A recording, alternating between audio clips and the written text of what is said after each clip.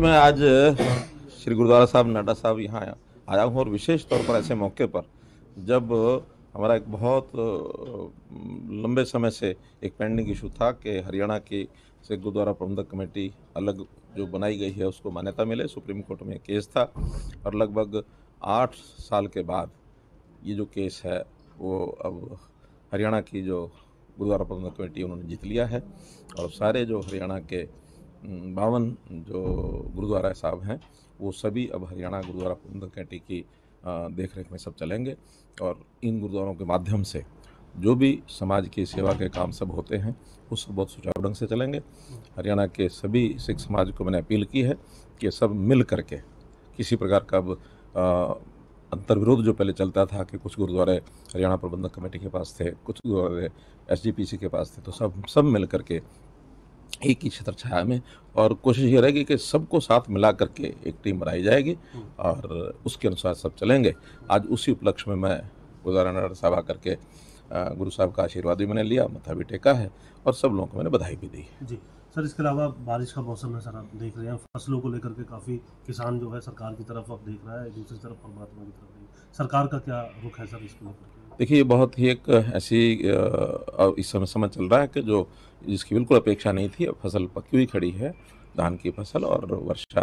पूरे हरियाणा में, पूरे उत्तरी भारत में जो 2 दिन से बरसात हो रही है इससे नुकसान भी हो रहा है और हम नहीं चाहते कि नुकसान जो है सारा किसानों को झेलना पड़े। इसके लिए हम स्पेशल गिरदावरी कराएंगे और स्पेशल गिरदावरी जैसे ही बरसात रुकती है उसके बाद जो फसल खेतों में ख़राब हुई है उसकी स्पेशल गिरदावरी करा करके और जो भी नीति अनुसार किसानों को जो है कंपनसेशन दिया जाएगा। किसानों को चिंता नहीं करनी चाहिए। ये तो ठीक है कि नुकसान जब होता है तो चिंता सबकी होती है, लेकिन सरकार की ओर से पूरा प्रयत्न किया जाएगा कि स्पेशल गिरदावरी करा करके और उनको जो है कंपनसेट किया जाएगा। और जहाँ तक प्रोक्योरमेंट का विषय है, प्रोक्योरमेंट जो है चूँकि बारिश भी आ गई है, मॉइस्चर ज़्यादा है, तो हम लोगों ने जो केंद्र सरकार ने फैसला किया है वो है कि 1 अक्टूबर से ये प्रोक्योरमेंट होगी। कुछ हमारे किसान भाई और कुछ हमारे जो किसानों के नेता वो कह रहे थे जल्दी प्रोक्योरमेंट कराएं, तो जल्दी होने का वैसे भी अब कोई संभावना नहीं है क्योंकि मॉइस्चर बहुत हो गई है धान में, और जब तक वो मॉइस्चर कम नहीं होगी तब तक मिलर भी उसको नहीं लेगा, डिपार्टमेंट भी उसको नहीं लेगा, वरना चावल जो है ख़राब होता है, मॉइस्चर वाला काला पड़ जाता है, उसकी जो ब्रोकन राइस है वो ज़्यादा निकलता है। और जैसे अब विदेशों से भी एक बात आने लग गई है कि डिपार्टमेंट भी उसको नहीं लेगा, वरना चावल जो है ख़राब होता है, मॉइस्चर वाला काला पड़ जाता है,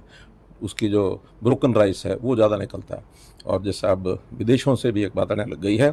कि देश का जो ज़्यादा ब्रोकन राइस है, 20% से ज़्यादा अगर ब्रोकन आएगा तो उसको हम यहाँ से एक्सपोर्ट नहीं कर पाएंगे। इसलिए सबको सहयोग करना चाहिए और जो 1 अक्टूबर को डेट तय की गई है उस समय जो भी कोई उस धान को सुखाने की व्यवस्था, उसको ठीक व्यवस्थित करने का ये सारा काम मंडियों के द्वारा किया जाएगा। इस पर सब लोगों को सहयोग करना चाहिए। सर, फसलों के उठान को लेकर के अगर हम बात करें या फिर जो दूसरी तरफ मंडियों के अंदर जो फसलें हैं कई जगह वहाँ भी खराब होने की जो तस्वीरें हैं वो आ रही हैं, उसको लेकर के हमने निर्देश दिया है मार्केटिंग बोर्ड के अधिकारियों को कि इस सब जो धान वहाँ पहुँच गया है उसको जब तक बरसात है तब तक सुरक्षित स्थानों पर शेड के नीचे रखने की व्यवस्था करें अथवा तिरपाल से उसको ढकें ताकि वो गई फसल वहाँ ख़राब ना हो। और जैसे मौसम खुलता है उसको फिर सुखा करके और जल्दी से जल्दी उसकी झरना कराना है या उसकी पैकिंग करानी है, उसकी तुलाई करानी है और 1 अक्टूबर के बाद उसकी प्रोक्योरमेंट विधिवत हो जाएगी। सर, कुछ समय जो है एक्सटेंड किया जाएगा क्योंकि अब जिस तरीके से समय लगेगा किसानों को मंडी तक पहुँचने में फसल सुखा करके, नहीं, वो तो 1 अक्टूबर के बाद तो ओपन ही है। 1 अक्टूबर के बाद अगर किसान एक रेगुलर स्पीड से आएंगे तो जो किसान जब पकाता है वो लेके आएगा। अगर एक साथ किसान की फसल पक जाती है तो फिर उनको टोकन सिस्टम दिया जाता है, उनकी बारी टर्न तय की जाती है कि किस दिन किन किसानों को आना है, ताकि अगले 35-40 दिन जब तक प्रोक्योरमेंट होगी पूरे समय में हरियाणा के हर किसान का दाना दाना खरीदा जाएगा।